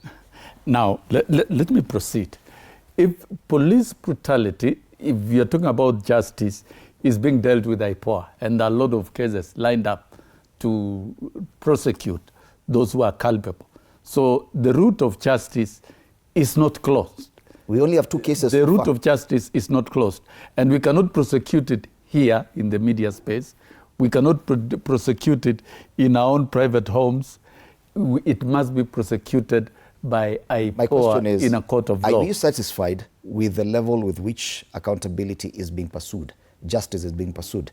The fact that out of 100 plus deaths, only 2 cases are before court 2 years later? Yeah, indeed. For those who have died, it's a fact of matter. I don't think it is human for anybody not to insist on every case and every individual having the benefit of justice. That's a right. And that is why the compensation came in. It is an important reprieve to... It cannot resurrect somebody's life. It cannot restore the suffering of those families. But I think it is important, apart from compensation, which is restorative in nature, then the route of justice also must be achieved. Allow me to ask you one question. And while doing that, Fred, by identifying victims of police brutality, isn't that an admission that police did wrong by killing or maiming this victim? And while doing that, you know, to prove that the police did wrong, you must prosecute in court, and it is IPOA to do it. So it is not very... So why are we compensating? We cannot make simplistic statements here that the police did this wrong. We don't have that capacity. Then why are we compensating? The police, Fred, let us not force a position. We cannot force a position. Okay. It must be proved through proper interrogation. Isn't it an admission of culpability? Of facts. Yeah, that police action resulted in the maiming or killing of these people that we're now considering victims, and we are compensating them. Isn't that an admission of culpability? Then why don't we? If at all we have 2,000 victims, why are we not seeing as many cases before court? Fred, once you ask a question, allow us to answer the question. I've given you a lot of time. Stopping us from answering. I've given you a lot of time. You stop us from answering. No. I think you veer off. Once you veer off, you can't blame Fred. As long as you answer my question, Can I? Go ahead. The President of the Republic of Kenya has come out and said, shoot the people in their legs. allow you, the problem of having indiscipline. Me and I come from a profession where discipline. And I leave that to you. Yes, and I'm also a teacher. I also trained as a teacher, and in the teaching profession, I like the way Mwalimu Sosion, pushes his points without this indiscipline. But then my point is this: the President of the Republic of Kenya, who is the CEO of the public service and therefore the head of the security agency, has come out and said that a number of people went to him and told me, no, you cannot accept responsibility as head of government, okay? Because you might be taken to The Hague. Mm-hmm. And he said, it is my responsibility. We need to start again. And the president has said certain things happened which is wrong. And the president has asked that there needs to be correction. And the point I want to drive is that, justice is not just retributional justice. Justice is that the victim feels recognized, the victim feels repaired. But then, as action is taken against the perpetrator, it is also important to ask, when we send our policemen to the streets to cover protests, do we give them the numbers? Do we give them the equipment? Do we give them the training that would ensure that they not only protect the protester, but that they themselves and the rest of the country is safe? Think about this police woman who was being stoned by goons. I don't want to call those protesters. They were calling themselves protesters, okay? And she ran and fell down. And a young man went and fell over her to protect her. Imagine that she had a gun. What do you think she would have done? So my point is, we need to look at this comprehensively and reform the security infrastructure and reform the policies and retrain our policemen and start again as a country. But where there is evidence, the challenge with some of these things also is that in a number of these incidences, you find that it becomes extremely difficult to successfully point to an individual and prosecute those people and find them guilty. And part of the reforms would be to ensure that it is easy to identify and to take action. So rather than blame game, rather than we need to recognize that this is it. Uhuru never did that. Kibaki never did that. Moi never did that. Kenyatta never did. We're going back to the politicians again. No. It is because the politician, the political leadership is critical if what you want us to achieve is to be achieved. Well, Wakili, if I get you right, you're saying that as it is right now, our police service should not be held accountable. No. They are not resourced enough. They are not trained enough, so they can go out in the streets tomorrow. This is the government. Commit crimes. Let me tell you. And go this is the government that is correcting that. This is the government that has just trained 10,000 policemen and ensured that more are going to be recruited and trained. That is part of correcting the problem. Where do you get justice? Where do you get justice? From the executive? Or from the courts of law? For the court of law. Exactly, and that's why I'm asking, why do we have only 2 cases? From the court of law. I know, and part of the reforms would ensure that it is possible to identify, it is easier and faster to investigate and find culpability and punish those who are responsible without blaming the entire police force, the police service that has some very good police officers. I tell you, for instance, when I leave this place, I am driving to Kileleshwa police station. I just texted the OCS yesterday and told him, sometimes as citizens, we only speak about the negatives. But I want to tell you that the 2 times I've been to your office, you are one of the greatest public servants that I've seen. Right. Part of holding the police service accountable is to identify the good work that many of them are doing as we call my concern is what will happen tomorrow. Wakili, my concern is what will happen tomorrow. What will happen tomorrow is that until those reforms are done, we should not hold this police No, that's not what I'm saying, Fred. That is your language. What I'm saying is that tomorrow, those who had given notice, okay, should be in touch with the police officers in the areas they want to do protests on, the OCSS. And as they do that, they should be able to have marshals, because I've done it before, I know it works, and work with the officers to ensure that anybody who was not part of the people they mobilized and organized does not become part of their protest. All right. And that in case there is any, misuse of firearm on the force, that those can be identified not only by the protesters, but by the responsible police officers, so that action is taken. All right. Let's take a look at what the people on the streets are saying. Our reporter on the ground this morning, Muthoni Brenda. Good morning, Muthoni. A lot of anxiety about what will happen tomorrow. The question we are asking is, what will happen if at all police are once again deemed to have used brutal force on protesters? What to expect? What kind of police action should we anticipate tomorrow? Muthoni, what are the people saying about this? Well, a very good morning to you, Fred Indimuli, and the panel in studio. I am coming to you live from the streets of Nairobi, where anticipation is already building ahead of the much-discussed June 25th anniversary. Now, ahead of this Gen Z Eve commemoration in Indimuli, the national divide is quite stark.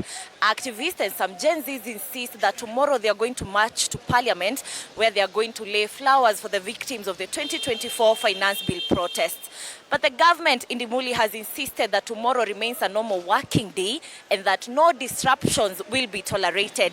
Now, just want us to hear the pulse of ordinary Kenyans, tusikie maoni yao na tusikie je, wanajipanga vipi ku navigate their day tomorrow. Habari yako, good morning. Salama, kwa jina ni Boniface. Nami nashukuru kwa wakati huu na kwa fursa hii na kwamba kesho tunajiandaa kwa ajili ya hiyo mambo ya memorial ama mambo ya kukumbuka Gen Z wetu waliowawa na serikali yetu na wengine waliouguza majiraha. So tunajiandaa kwamba ikiwezekana tutanunua maua, tutaelekea kwenye bunge. Huko ndio makaburi yetu yapo, maana vifo zilipatikana kule. Tunaenda kuwapelekea hiyo na vilio zetu ya kwamba walifanya mambo yasiyofaa, na kwamba kutokea mwanzo sisi tulikuwa tunangangana na mzungu awachane na nchi yetu ili tupate uhuru wetu. Wao wamekuja wakawa wakandamizaji zaidi ya vile mkoloni alivyokuwa. Ndivyo tunavyosema ya kwamba kuanzia kesho tunahitaji uhuru wetu, hatuombi ruhusa kwa mtu yoyote. Maana tayari katiba imetupa nafasi ya kujieleza na tunaielewa mzuri, hatuhitaji interpretation kutoka kwa leader yoyote. First of all, those who are in power have failed us. They have failed us tremendously, and we are seeking our rights through our constitution. So we are going on the street and we are calling upon each and everyone. Aje tuandamane wote, tuelekee kule tukakumbuke vijana wetu, manake kuna wala ambao tayari walipoteza maisha na wazazi wamepoteza vijana na hawezi wakapata watoto wengine kureplace wale watoto. Kwa hivyo tumekadhabishwa na lile jambo, lakini tunaenda katika ile ukumbusho na tunaenda kusema kwamba wale walipaki na majiraha waangaliwe, maana kuna watu ambao kufikia kiwango hawawezi wakafanya kazi kamwe kulingana na ile majiraha waliopata, na serikali imeonekana kujikokota, maana hatujaona polisi yoyote akiwa ameshtakiwa ama amefungwa kulingana na yale matokeo. Na tunasema kwamba kwa polisi nao, kwa sababu polisi nao utumwa na wanasiasa ama na viongozi, wao wajue ya kwamba siku moja watatoka kwenye ile serikali na watajipata katika ile upande ya raia, na itakuwa ni kwao na wao pia na hiyo serikali yenye ambao wanaunga mkono. Tunasema kwamba wakati serikali ama polisi anapotumwa, ajue kazi yake ni kulinda wala sio kuua. Ajue ya kwamba kuna jambo ambao anafaa asome na ajieleza ya kwamba constitution, kazi ya polisi ni kupeana usalama. Kazi ya polisi sio kutupa ruhusa ya kuandamana. Kazi ya polisi sio kutuangalia jinsi tutakavyoandamana. Watupatie ulinzi, wahakikisha kwamba tuko salama katika hali ya maandamano ama hali ya kujieleza na hali ya kupicket. So tunaalika kila mmoja, wakubwa kwa wadogo, na hii maandamano nitaiweka hivi. Sioni ikiwa ya Gen Z peke yake. Ninaona ya kwamba ni ya kila Mkenya, kwa sababu kuanzia Maumau watu wengi walipikana, hawakukuwa wale peke yao. Wakati ule pia tunaweza wakateko rais kama Gen Z, lakini ilikuwa ni walikuwa watu ambao wanajitokeza kwa niaba ya wengine. Kwa hivyo tunasema ya kwamba wote wakubwa kwa wadogo wajitokeze, sio mambo ya vijana peke yao. Wote tumefinywa na hii jambo, wazazi wamepoteza. Sio youth wamejipoteza, wazazi wamepoteza watoto. Thank you. Tunapigania haki zetu na serikali itazame na ijue Wakenya wanataka nini. Tunataka haki yetu ya kikatiba, wakae wafanya kazi tuliowapatia kupitia katiba. Asante. Hii ya kujieleza watu waachie, wasitueleza, wasitupatie lecture. I raise my case. All right, thank you so much. Let us get another perspective. Habari yako, good morning.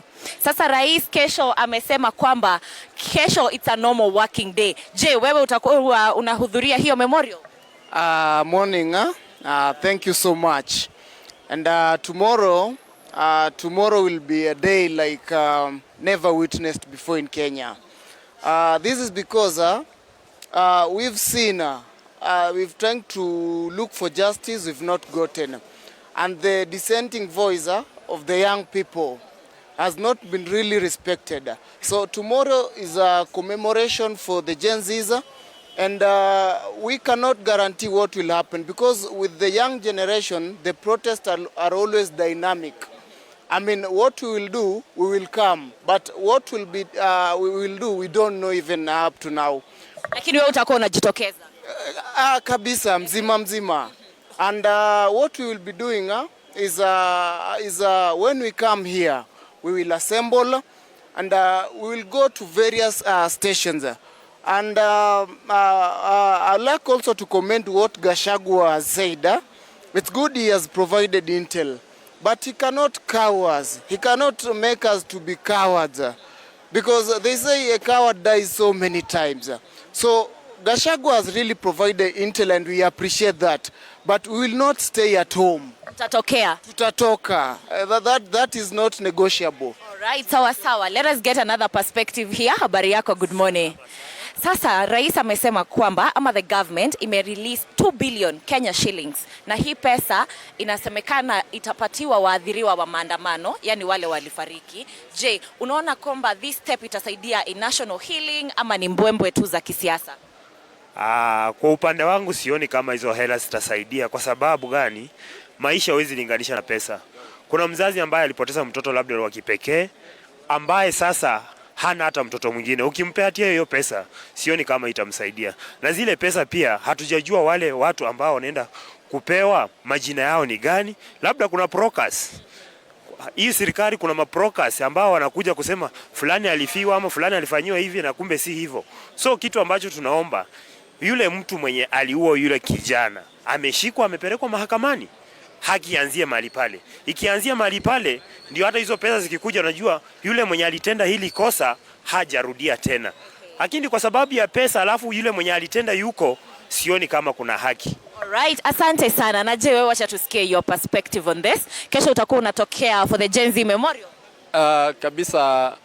Kabisa, kwa sababu nchi yote, vijana, wazee, kila mtu wamefinywa na mambo. Na mambo ambayo inashughulikiwa hapa ni tunaona kwamba katika kila sehemu kuna uchungu. Ni venye hatujakubali hata kwa watoto wetu shuleni, unaona kuna uchungu.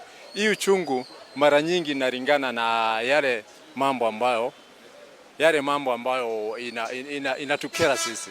Na nadhani kama generations, vijana watokee wote. Sisi kama wazee tutakuwa nyuma, tunawa backup. Kwa sababu imefikia wakati ni kama tunapigania uhuru.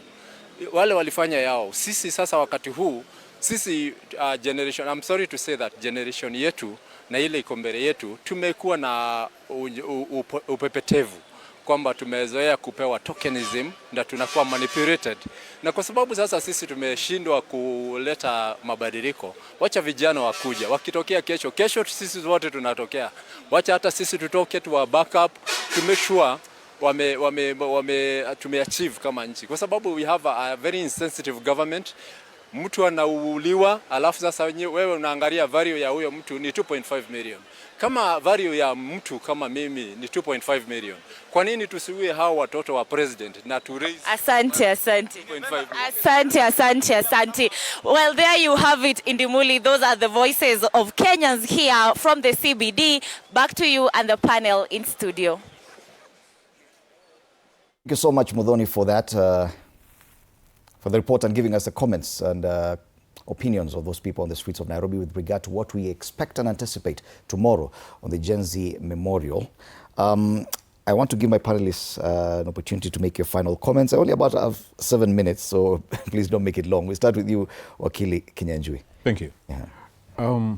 You had asked, okay, how do we hold the police accountable to these crimes? And what the good teacher here does not want to call or classify police brutality. I say that the Kenyan people have vested in the Independent Policing Oversight Authority, IPOA, the mandate to hold these police to account. If you look at Section 5A of the IPOA Act, the IPOA then is given that mandate by the Kenyan people to ensure that any police officer is held to account. And you look at the gamut, the spread of powers under Section 6 of that Act, which now tells IPOA, now you can summon anybody, you can put them on oath, you can take the evidence. And in fact, the police themselves, who probably are oppressed and who are very disciplined, and they are facing whatever sort of oppression from their superiors, they are given the statutory mandate to complain to IPOA against their seniors right there. But I don't know if that is ever invoked.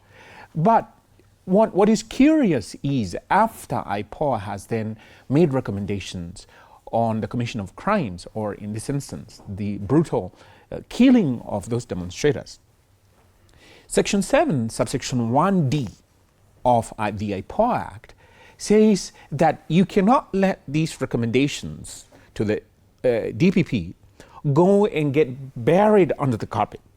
Because IPOA then is mandated under that section, Section 7, 1D of the IPOA Act, to then follow up with the ODPP. Wait. We sent to you files of 62 police officers who shot those demonstrators to death. How far have you gone in the prosecution? That is supposed to keep the case alive. That's supposed to then strengthen accountability. But the question is now, did IPOA fail in its mandate to the Kenyan people who were in expectation that, look, IPOA, you have been given this power under the law to do A, B, C, and D. And you're supposed to have a report. Actually, one of the mandates that when you read that particular law is that IPOA then is supposed to prepare a report, and you have the right to information under Article 35 of the Constitution. Then you can ask IPOA, the police officers did execute this manner of deaths or brutality. Yes. What? I need to give them time as well. Yes. Yeah. How far have you gone? 7 minutes. So the Kenyan people have institutions, but these institutions, the question is, have they delivered according to their mandate? Thank you. And for which they are paid for? Yeah. Mwalimu. I think we've got to distill matters within the ecosystem of demonstrations in this country, particularly political demonstrations, which are not just political demonstrations, but they are violent actions and activities, and they are not right for this country. We need a more orderly country in terms of constitutionalism and right to picket, and therefore there is need, and the Chief Justice has accepted that there is need to have a statute to operationalize Article 37 is there of the Public Order Act? No, the Public Order Act is not sufficient. We need a complete standalone bill to actualize and implement the spirit of Article 37 so that we can weed out activities of violence. And those busting government like Kinyanjui and the rest are not keen to point at the violent actions and how the police should deal with the violent actions. We cannot make the work of the police deliberately difficult so that you blame the police. Okay. I think this country, we need decent, orderly, and organized demonstration that can be conducted on daily basis without disrupting life, without disrupting businesses, and without threatening lives of any individual. That is, Thank you, that is the quagmire that this country is faced with, and even what we are yet to face tomorrow. Where there is violence, you cannot expect the police to cheer and clap for violence. Thank you. Finally. Yeah, I agree with Comrade Susion. that you know, a legislation on Article 37 is important to, you know, entrench the responsibility of the security agency, but also to entrench the responsibility and obligation of anybody who organizes and mobilizes for protest. That is critical as part of our, you know, legal and institutional reforms. But as I say this, I want to speak where I have influence in. And I speak to the young people of Kisumu, that as you have done in the recent past, the young people of Nyalenda, of Obunga, of Manyata, of Kaloleni, of Ondiek, and the bus stop, please show leadership, show the country leadership that as Kisumu we have moved on, and we will not allow our young people to be used as firewood for politicians to then achieve their goals. And that tomorrow, the city of Kisumu, in our struggle to rehabilitate it from many years of destruction from protest, will be a working city.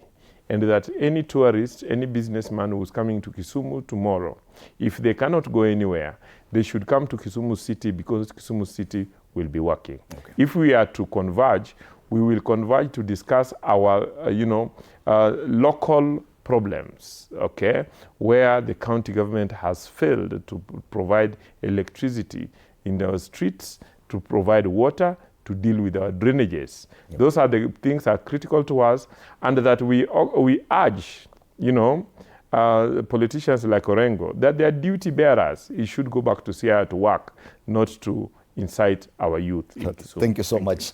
Wakili Joshua Nyamori, Wakili Harrison Kinyanjui, and Mwalimu Wilson Sossion, our panelists this morning. All the papers are talking about the anxiety that the entire country is caught up in anticipation of what we do not know. Yes, tomorrow is a memorial of those who perished, those who died on June 25th, 2024. And a lot of people are anticipating some violence. I do not know why. But the main question, what action will police take tomorrow? That has been the conversation this morning. Asanteni sana. After the break, we'll switch up and talk about matters transforming eye care through teleophthalmology. A very long and mouthy word. We'll be having an optometrist, Victor Kinoti, in studio with Anodida. I'll be back later to discuss matters, wills, trusts, and wealth preservation in Kenya. Good morning.